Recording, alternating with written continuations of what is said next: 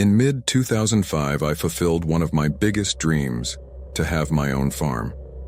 I had grown up on a farm in Oklahoma with my grandparents until they passed away, and I was left in the care of an aunt who lived in Texas.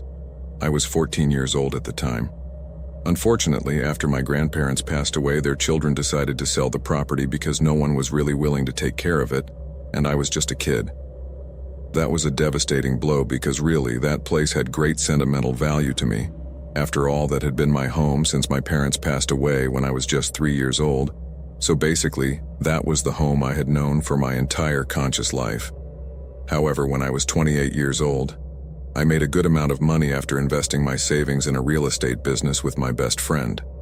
It wasn't a lot of money, not that it made me a millionaire, but it was enough money to allow me to buy a decent-sized farm. The truth is that my initial intention was to get my grandparents' farm back. That is, to buy it from its current owners. But even though I made them a very good offer, they refused to sell it. I told them my family history and the meaning that this place had for me, with the intention of softening their hearts and making them understand that I had an important reason for wanting to buy precisely that property. But this only served for them to ask me an absolutely ridiculous amount for it. In short, I achieved the opposite effect. After this disappointment, I simply gave up, but not on buying a farm, but on trying to buy my grandparents' old farm, so I opted for one that was for sale in South Texas. The property was 30 acres, and from the very moment I set foot there, I knew I wanted it.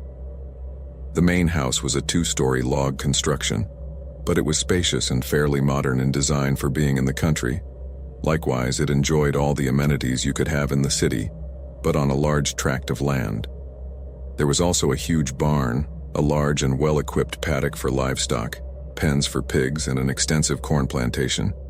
But one of the places that attracted me the most was a large carpentry workshop that was also equipped with all kinds of tools and materials for work. This immediately caught my attention, as my grandfather also had a rather large workshop on our old farm and was an excellent carpenter. I had learned a great deal from him, and also liked carpentry very much, so I knew I would be spending quite a bit of time at this place. The owner of the farm was a boy about my age, or the age I was at the time. He told me that this place belonged to his father, who had lived there alone since he separated from his mother in the mid-1980s, but he had recently passed away. He told me that his father never remarried and had no more children, so he was his only heir. But he had decided to sell the farm because he never really liked the countryside, and that's why he hardly ever came here.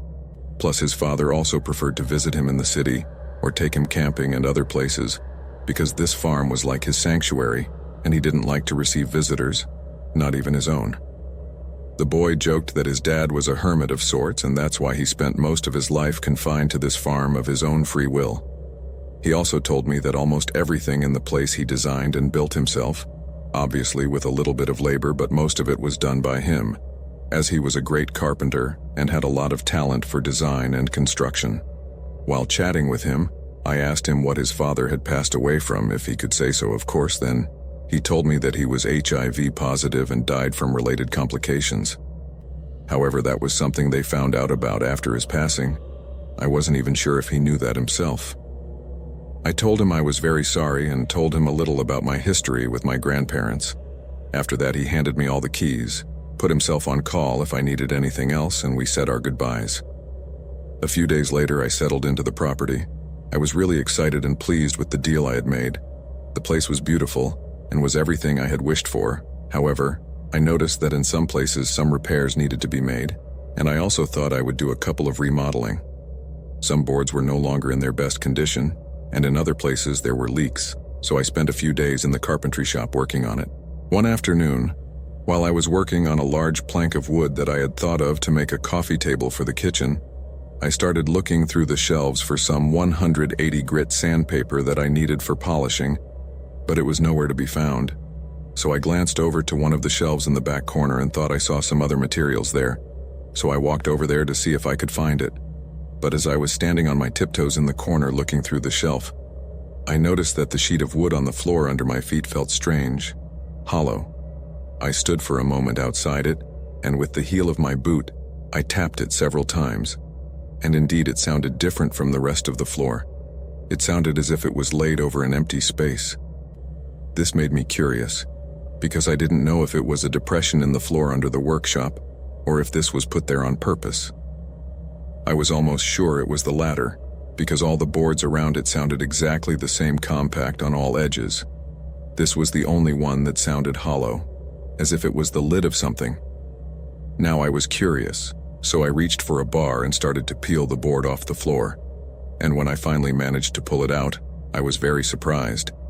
Indeed, this was no coincidence. Under the board there was a kind of secret trunk, where some things had been kept, or rather hidden. Among them there was an old book, a pair of glasses, and a knife. But what caught my attention the most was a wooden box, a little smaller than a shoebox, that was in the corner. It was old, and had some dark stains that looked like fingers. It looked like someone had handled it with dirty hands of something, and their fingers were marked all over the box. I immediately picked it up and carried it with me to the work table.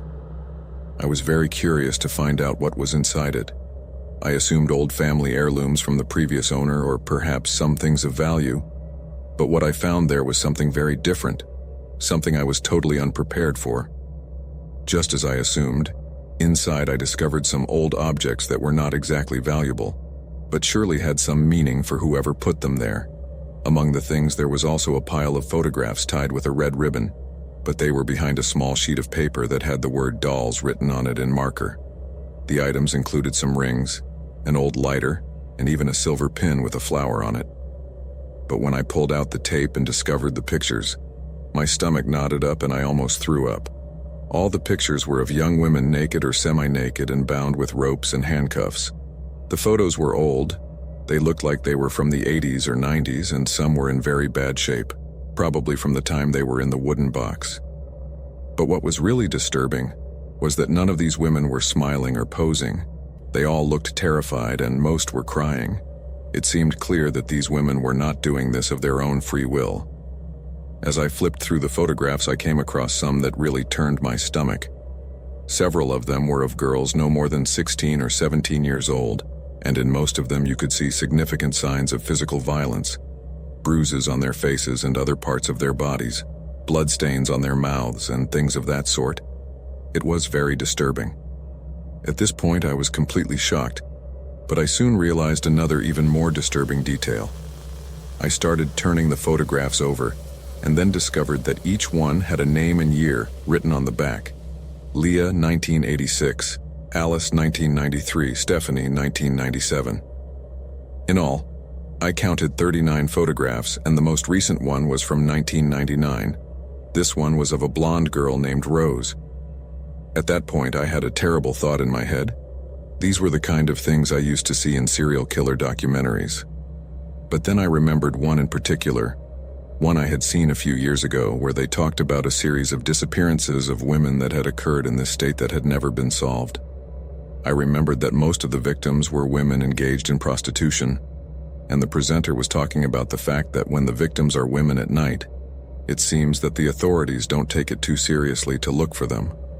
I sat in my work chair with my back completely straight and my eyes fixed on the wall for a moment, as my mind whirled trying to process what I had just found out. Is it possible that this boy's father was actually a serial killer and they never knew it? After all, this would explain the fact that he didn't like anyone coming to the ranch, not even his own son, even if to a lesser extent. This would also explain the fact that he had contracted HIV. As I was thinking about that, I remembered that there were other things inside the secret trunk, so I walked over there and picked up the old book that was in the corner of the trunk. This one had no signs on the cover. It was just a book with a leather cover, as if its original cover had been torn and someone had replaced it with some kind of old leather lining, probably from another book, since this cover was quite a bit bigger than the pages it contained and had no inscription. So I didn't know what it was about until I opened it and started reading. As I began to glance through the book, my blood slowly began to freeze, and a cold sweat began to drip from my forehead. It was a 120-page book where the author, who was nowhere to be found, explained in great detail what were the 10 most effective ways to make a corpse disappear. I can tell you that I only managed to skim the first few pages, because my nerves would not allow me to read anymore. Just to give you a little idea, in those first pages it talked about how to dismember the corpse, separate the meat from the bones and feed it to the dogs or pigs, then roast the bones in the oven, pulverize them with a hammer and spread them in the yard or use them as fertilizer for plants. I swear I had never in my life felt so terrified and disgusted at the same time, especially when I looked back into the trunk and noticed the huge butcher knife lying there next to the glasses. I was now almost certain that this man was a sexual aberrant and a serial killer. But how could someone murder 39 women over 2 decades and get away with it? At that moment, I was tremendously confused and upset. I didn't know what to do. I didn't know what to think. I had seen enough TV shows of criminal cases to know that this qualified as clear evidence that this guy really was a serial killer. But on the other hand, he was already deceased and his son didn't really seem to be aware of it, since he told me about his father in a very good way. But you never know. Obviously, that evening, my carpentry work took a backseat, and I couldn't sleep a wink all night either. I couldn't sleep just thinking about the awful things that had happened in that place. It took me a couple of days to decide what to do, but finally I decided to do the right thing. I called the police and gave them all the evidence I had found. But first I contacted Caesar, the son of the man who sold me the farm. I told him everything about what I had found and that I was going to give it to the police. His reaction was no less than expected. He was as surprised as I was when I found all this. But I also noticed him very shocked and maybe disappointed. After all, how could someone feel who just found out that his father, whom he always considered a righteous man, was actually a sexual aberrant and a ruthless killer? A few days after I turned the evidence over to the police, they informed me that indeed many of the photographs belonged to women who had disappeared without a trace. Others had never been reported, so they were never heard from. Most of them were night workers, which reminded me again of that TV program I had seen, and I realized that this man was the person behind all these disappearances. After that, the police searched the entire property for the bodies of the victims, but never found anything. However, according to the analysis of the photographs, these were taken in the basement of the house, where they later found another compartment on the floor similar to the one in the carpentry shop. But this one had a lot of creepy stuff like chains, leather straps, handcuffs, whips, and more creepy gadgets that they presume were used on the victims. As you can imagine, after this I wouldn't stay in that property. It was very nice and all, but there was no way I could live there knowing the creepy things that happened in that place. So I talked to Caesar again, and he had no problem in agreeing to give me my money back and cancel the deal. I really felt sorry for him, because I figured it would not be easy to be in his position. But I also thought of all those families, of all those innocent girls who had to go through the pain of not knowing what happened to their loved one, and who now, after decades of uncertainty, would finally have closure. This finding in that farm was the most terrifying experience of my whole life. And after that I spent years having nightmares in which horrifying images of what those poor girls lived through were reproduced. I don't know if they were just inventions of my traumatized mind or if they were real. What I do know is that it took me a while to digest what happened in that place.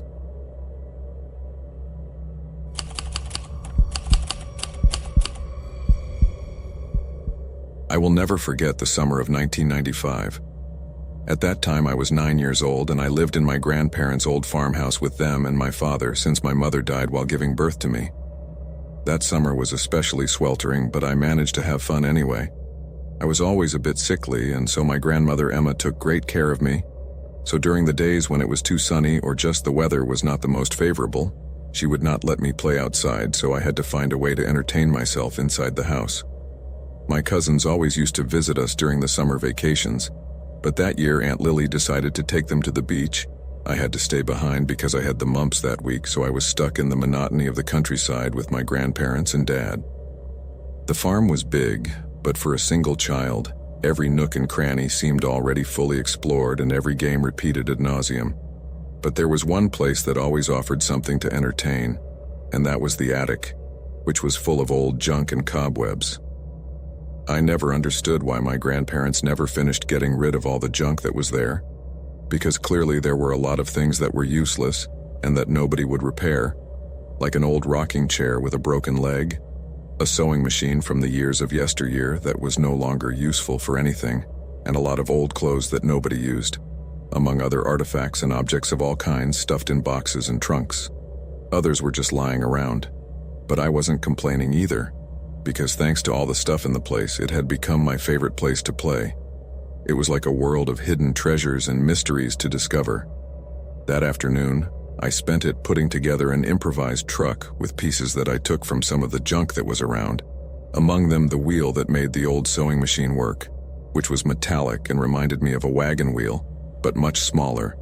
From there came the idea of making a truck with the junk in the attic. But it would not be so easy since I needed many materials with more or less specific shapes to do it. So I took the task of sifting through everything, moving things from here to there, opening old boxes and trunks in search of any material that could serve me. I remember that I even stole the strings of an old guitar to make the ties and assembled the pieces, but I still lacked the front wheels. Well, I managed to match the wheel of the sewing machine with the lid of a pot that I got lying around, and that was more or less the same size. These served me perfectly as rear wheels, so I just had to get the front ones. I started to move things and open boxes and trunks, taking out a lot of junk and leaving them scattered all over the attic. And that's how I got a super strange device that was like a kind of cart that had on top a handle, a pair of handles in front as a radio, and 4 wheels. But this was missing one and another was half broken, however. 2 wheels was just what I needed, and these were the perfect size. It was all I needed to finish putting together my super truck. The only problem was that these wheels were made of solid iron, as was the bottom of this sort of unknown device that to this day I still don't know what it is. The thing is that the wheels were attached to the base with some kind of screw, and no matter how hard I tried, I couldn't get them off with my own hands, so I started looking inside the attic for something that would serve as a tool to get them off. I didn't want to bother my grandfather so as not to run the risk of him getting angry or telling me that I couldn't do that. I knew that nothing in there was used at all, but for some reason he liked to accumulate things in there, yet he didn't like to be messed with his junk, even though he never did anything with it. The thing is that inside the junk pile I got a kickstand, which seemed like a perfect tool to try to force the wheels off, and I quickly got to work. I started to push the wheels out by levering them with the goat leg, but they were really hard, so I had to use a lot of force until finally one of the wheels shot out and smashed against the brick wall right in front of me, opening a hole in it and cracking all the plaster around it. At that moment I covered my mouth with my 2 hands, feeling fear invade my body. Now I was in trouble. I stood up from the floor immediately and went to pull out the iron wheel that went through the brick and was embedded in the wall, without having the slightest idea of how I was going to fix it without my grandparents noticing. I quickly put my hand in the hole and took the wheel, but when I removed it I realized that it had opened a hole in the other lining of the brick, leaving a hole there. But when I looked in that place I noticed something strange, and that is that there seemed to be another space behind that wall. That is to say, when the brick broke, I expected to see outside, but in reality there was like a kind of compartment there, as if there was another space behind that wall. I slowly approached and peeked through the hole. Everything was very dark there, but indeed there was like some kind of chamber, but the space didn't seem very big. I also noticed that there was a strong smell emanating from that place, a smell like mold or something rotten and dry. I immediately began to look in the old tool chest to see if I could find a flashlight.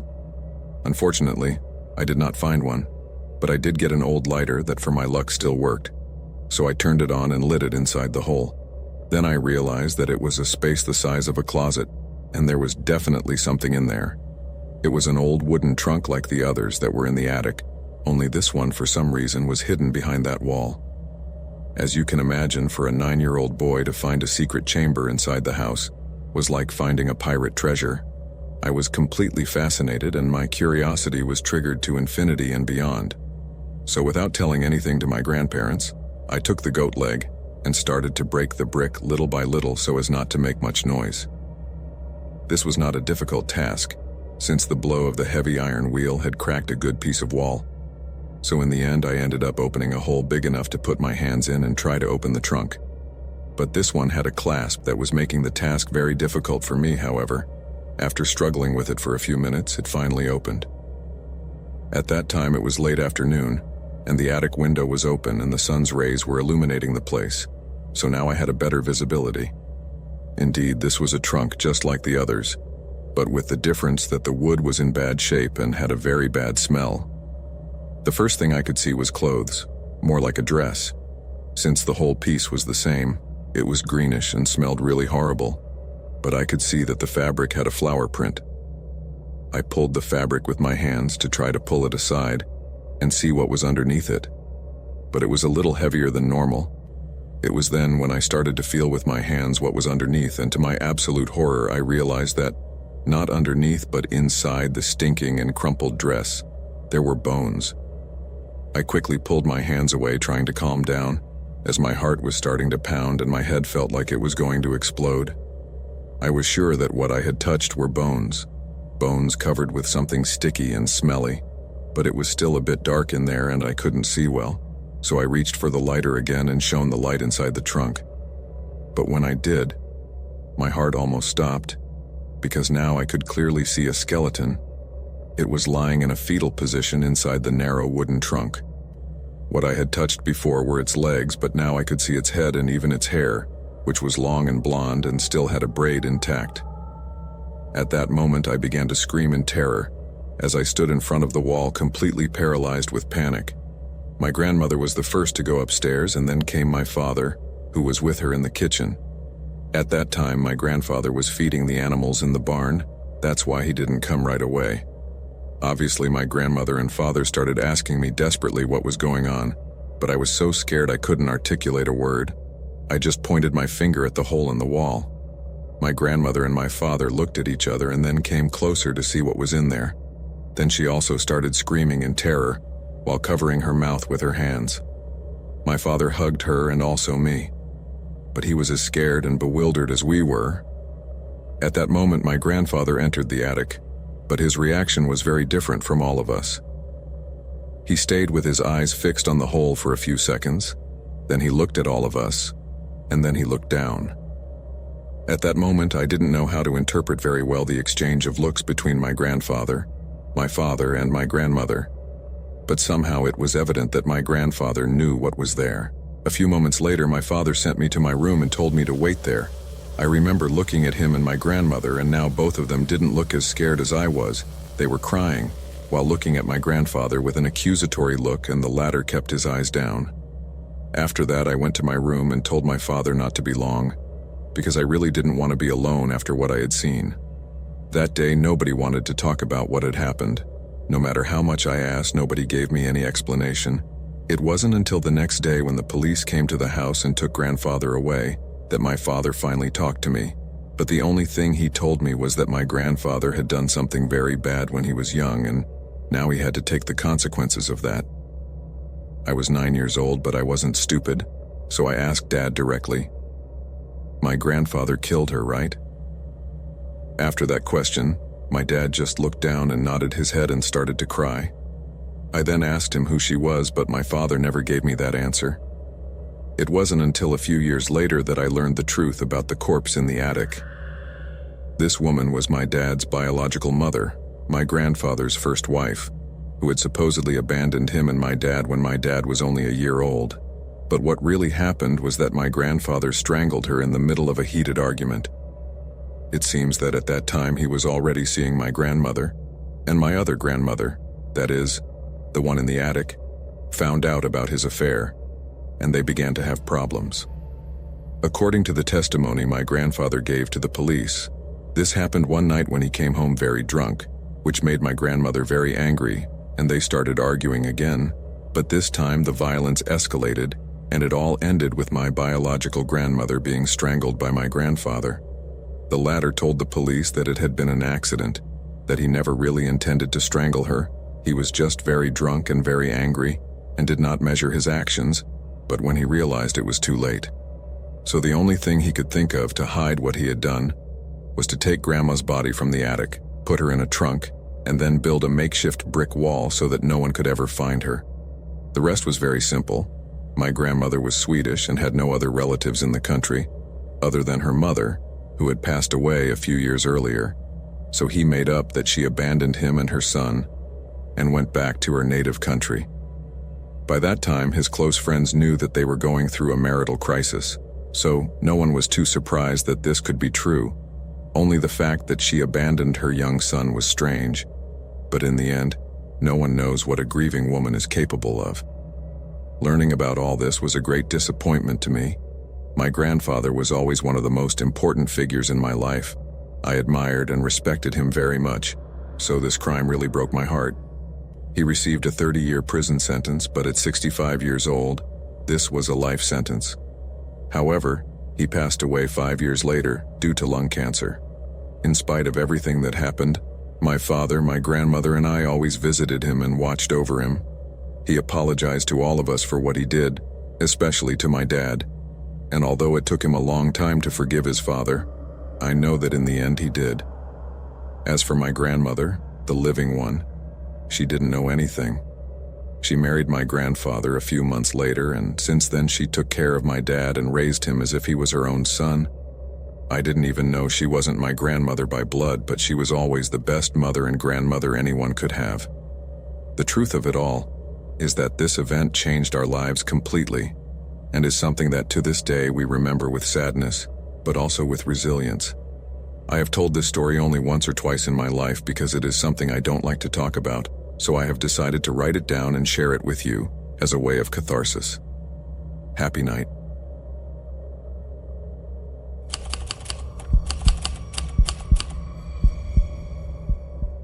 In the mid-1990s, I was working as a manager at a farm supply store in an agricultural area of Iowa. I was renting at the time and was in serious financial trouble, basically struggling to make ends meet, and the job didn't pay very well to say the least. I was only there because I hadn't found something better. That's when one morning I checked the local job board and came across a job that seemed ideal for me. A family was looking for a person to take care of a farm. This immediately caught my attention, so I looked for the nearest payphone and called the reference number to find out more about the job. On the other end of the line, I was answered by a young man who identified himself as the son of the owner. He told me that they needed a person to take care of the farm, while his father recovered from open heart surgery he had undergone a few weeks earlier. The job was for 1.5 years, as this was the time the doctor stipulated for his father to be in a controlled environment and recover satisfactorily. I asked the boy about the work to be done inside the farm, and he told me that there were actually no plantations at that time. No livestock either. Just a chicken coop, a few pigs, and a couple of horses to be fed and cared for.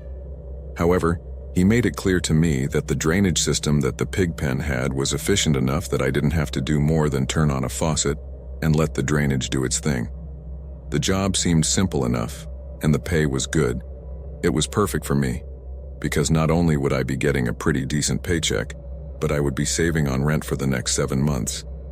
The guy gave me a brief phone interview in which he asked me only about my previous jobs and if I had immediate availability, so I provided him with a brief list of jobs I had done and some references, also the phone number of the store and my home.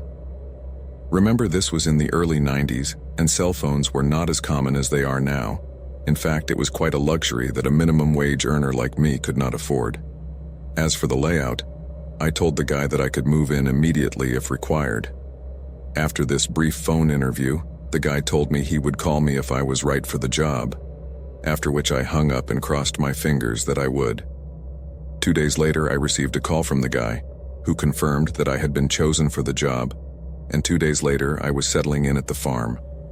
The place was not as I imagined it. It was rather modest. Just a small one-story house with 3 bedrooms, 2 bathrooms, living room, kitchen and porch, plus 2 other sheds built about 100 or 150 meters from the house. As the boy told me, the work was no big deal. It was basically cleaning the stables and corrals, which was pretty easy since there weren't too many animals, and providing food for the pigs, chickens, and horses. When I finished that, I would saddle up one of the horses and take a walk around the property to make sure everything was in order. This was all before lunch, after which I would take care of anything that needed fixing, and if there was no more work to be done, I would sit and watch TV until dinner time. All in all, it was a fairly comfortable job, nothing like the work normally done on a productive farm, which is usually very demanding. Although the owner's children came around from time to time, most of the time I was on my own, and this was also great because I could do things at my own pace.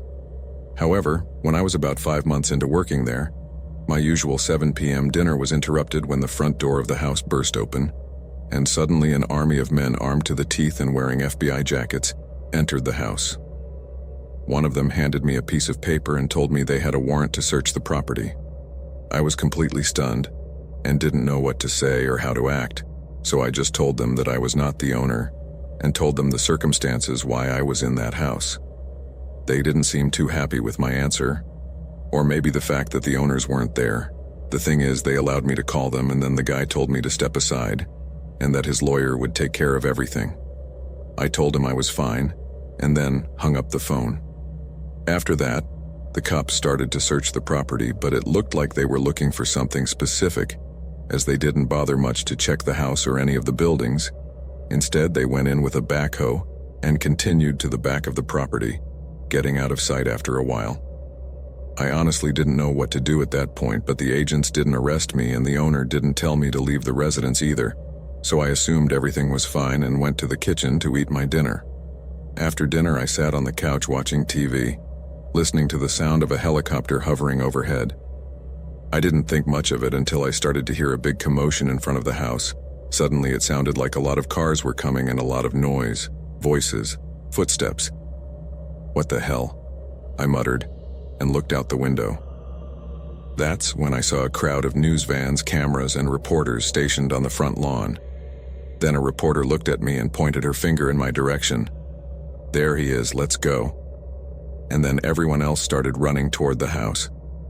I immediately closed the curtains and moved behind the couch, but in less than a blink of an eye, the driveway was completely packed with reporters and cameramen, talking like parrots and asking me questions I didn't even understand.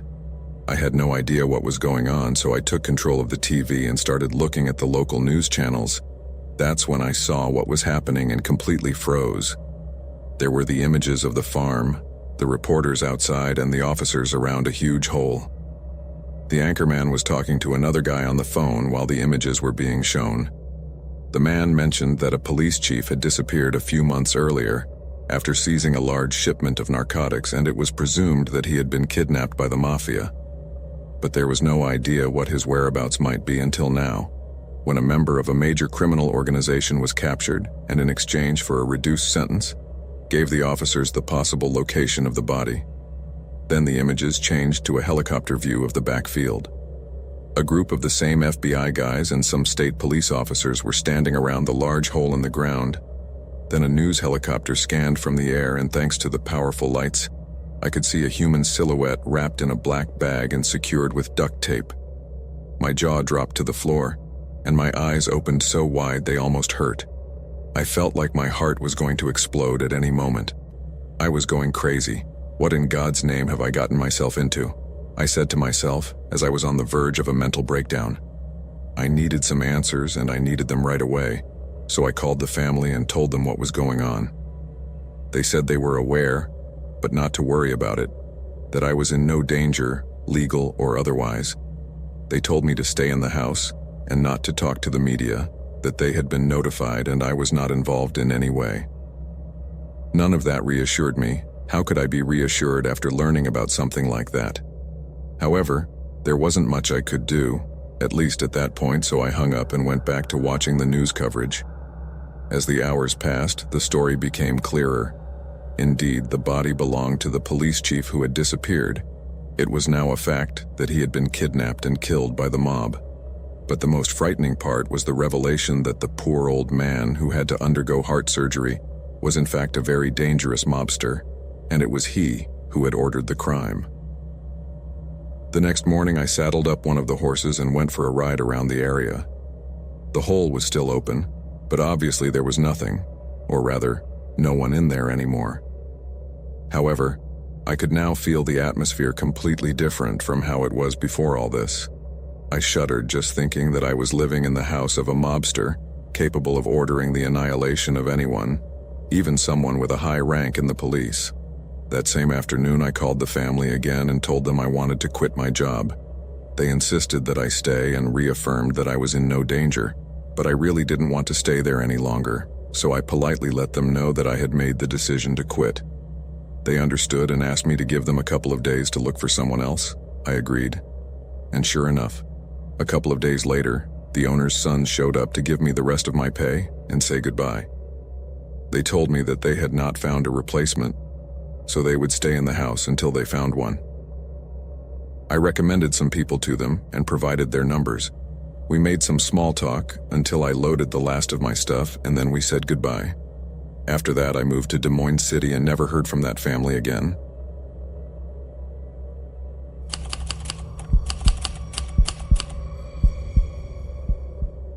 Years ago, I was the proud owner of a cattle farm called Willow Creek, about an hour from Lexington, Kentucky.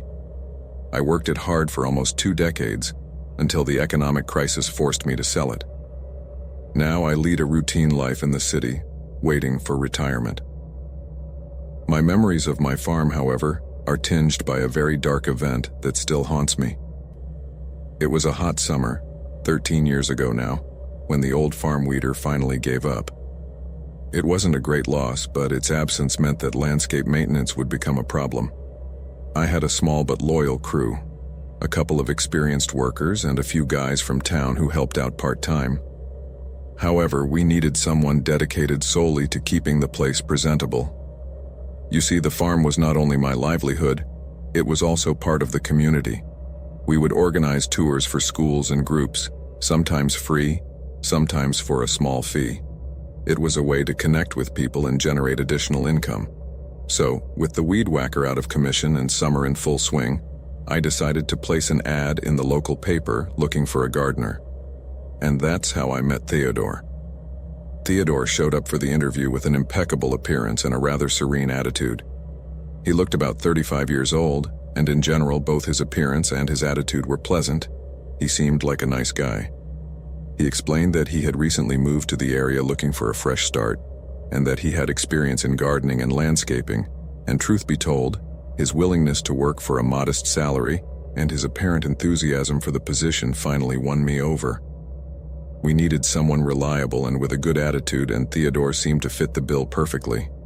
When he started his job, I was very pleased, as he diligently went about his tasks, which reaffirmed to me that I had made a good choice with him. He kept the gardens impeccable, pruned the bushes with precision, and made sure that the tourist route was always in perfect condition.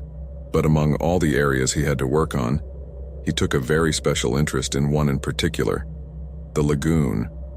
Actually, it was a small artificial lake that we had at the back of the house, and we didn't really pay much attention to it. But Theodore found it very fascinating and said he wanted to create a real masterpiece there, something to surprise the visitors. Theodore would spend hours there contemplating the water and the water lilies, and always talked about how he would make a work of art that would captivate the attention of everyone who visited the farm. Although his obsession seemed a bit strange to me, I decided to give him creative freedom. After all, that would be an added attraction for the farm. I remember once I went to check on his progress at the lake and found him planting new flowers. These were very lush and really gave a very different feel to that place than before. So I made a comment about how pretty they looked there, and at that moment he turned to me with a half-strange smile and said, "Beauty is only skin deep, sir. What really matters now is what's underneath." It may not sound too strange on its own, but it was the way he said it that made me a little uneasy. His eyes had an intense look in them, as if he was trying to tell me something without really saying it. It gave me chills. Once, as I was passing near the greenhouse, I overheard Theodore talking animatedly with one of the young men who worked part-time on the farm. The boy listened attentively as he explained with a somewhat strange expression how plants need something to feed on to grow strong and healthy. "I have a special formula," Theodore said, with the same strange smile as the other day. "A fertilizer that I prepare myself. It's amazing how the plants respond to it. They grow lush and full of life." The way Theodore spoke of his secret mixture, almost with a macabre delight, sent shivers down my spine. It wasn't the things he said, but the way he said them, that gave me goosebumps. But the moment that really disturbed me happened a few months after Theodore's arrival at the farm. It was a quiet evening, the sun was beginning to set, and the other workers had already returned home. As I was walking near the tool shed, a metallic noise caught my attention, and curiosity led me to peek through the door that was ajar. And there was Theodore. He had in his hand one of our biggest hunting knives, and he was just looking at it, running his finger along the blade slowly, as if caressing it. And the expression on his face, I can't even describe it well. It's like it was a mixture of fascination and hunger. It was very strange and quite disturbing. When she finally looked up and saw me, she gasped in fright, like a startled animal in the dark. He mumbled something about checking the tools and then hurried out of the shed, leaving me standing there with a shivery feeling running down my back. I just stood there motionless, trying to comprehend what I had just witnessed. The encounter in the shed awakened an uneasiness in me that I couldn't ignore. I began to watch Theodore more closely, though discreetly, not wanting to arouse suspicion or accuse him without evidence. After all, what had he really done? Just holding a knife. However, the little details began to accumulate. He would sometimes arrive at work with scratches on his arms or dark dirt embedded under his fingernails even early in the morning, before he had had time to get dirty on the farm. Once I even thought I saw a bloodstain on his sleeve, but when I blinked, it was gone. They were fleeting details, almost imperceptible, but enough to fuel a growing sense that something wasn't right. A year after I hired Theodore, well, he just vanished. He didn't show up for work, he didn't call, and his phone was disconnected. The address he had given me turned out to be a fake, and the person who lived there had never heard of him. Uncertainty gnawed at me, but I also felt a strange relief. This man had always awakened an uneasy feeling in me that I didn't like at all, and his sudden departure somehow brought me some peace. I thought that this dark chapter had come to an end, but it didn't. Well, it's obvious, because if the story had ended there, I wouldn't be here narrating it, would I? 6 months after Theodore's sudden disappearance, reality hit me with a brutal force and I almost fell apart. One summer day, I was standing by the lake, the place where Theodore had spent so many hours. The vegetation had grown overgrown since his departure, as he had not hired anyone to replace him. But there was one area in particular near the shore that caught my attention. The plants there were abnormally large, and their colors were very intense, almost phosphorescent, standing out remarkably from the other plants. An uneasy feeling ran through my body as I remembered Theodore's words about his special fertilizer. At that moment, I felt as if an inexplicable force was urging me to grab a shovel and start digging in that spot. Maybe it was curiosity, maybe a macabre premonition, but I wish I had never done it and had someone else do it. It turned out that about 60 centimeters deep or so, the shovel hit something hard. At first I thought it was a root or some old buried tool, but as I removed the dirt, the horrible truth revealed itself. I was looking at a human skull. Panic gripped me like never before in my life. I backed away awkwardly, falling backwards, and sat there staring at the partially unearthed skull. Time stopped at that instant for me. Every second was an eternity, until I finally managed to overcome the shock and ran out to the house to call the sheriff. A few minutes later, a group of officers arrived with a forensic team and continued the excavation. They unearthed 2 bodies, both belonging to young women. The coroner estimated that they had been buried there for about a year and a half. What followed was an endless nightmare. The police searched every inch of the farm. Journalists eagerly searched for a sensational story, and I was subjected to countless interrogations in which I kept repeating the same story. Fortunately, the police were soon convinced of my innocence. I told them everything I knew about Theodore, but unfortunately, it was not much. Despite the efforts of the police, Theodore was never found. Detectives informed me that they suspected him of being responsible for at least 5 murders in 3 different states. The pattern was always the same. Young women in their 20s and 30s, buried in rural areas, often near bodies of water. They believed Theodore was constantly on the move, looking for temporary jobs on farms or parks where he could be alone and have access to isolated locations. Most chillingly, the detectives mentioned that they had found traces of some kind of chemical in the soil around the bodies. They didn't give me details, but the look on their faces as they talked about it chilled me to the bone. I couldn't stop thinking about Theodore's words about his special fertilizer and how the plants grew so well with something to feed on. I always remember those moments as the darkest of my life, because after that, the combination of the economic crisis and the horror of what happened to Theodore led me to make a drastic decision. I sold the farm and moved to the city. I couldn't bear to continue living there, knowing what had happened, aware that I had hired a murderer, that I had conversed with him casually so many times. The very idea of what was going through his mind still terrifies me today. Even today, I wonder, did he really murder those women on my property, or did he simply take them there afterwards? The uncertainty is a heavy burden I carry with me, something that reminds me that sometimes the most macabre darkness can hide behind the facade of a completely normal person.